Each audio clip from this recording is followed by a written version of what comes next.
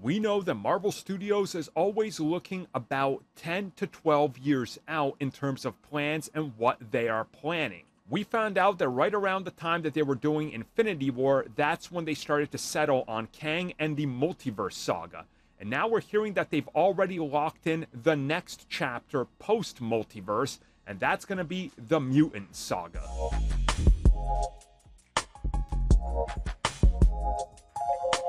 So in terms of direction, this does make a whole lot of sense.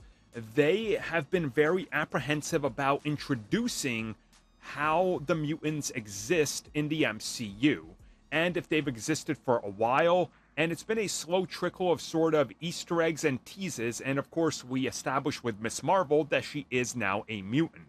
But what happens next is obviously Deadpool 3, and then there's gonna be, well, I guess more with the inclusion of the Kang Dynasty and Secret Wars, bringing in more of the multiverse X-Men / mutants.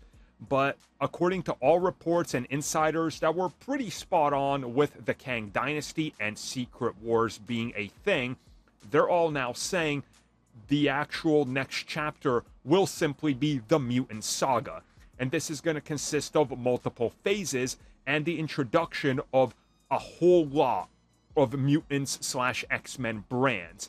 And from what we heard previously, they're pretty much aiming to introduce mutants in a major way. From TV series to proper X-Men to X-Force to more Deadpool to standalone Wolverine to whatever you can think of, they're going to be everywhere.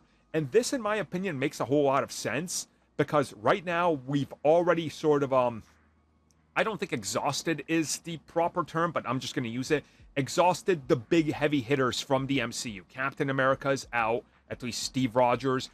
Thor, that's up in the air. You obviously have Iron Man who's gone. You have War Machine taking his place and Ironheart. So they're going to need more familiar faces that are well known. Well, who's more well known than the X-Men?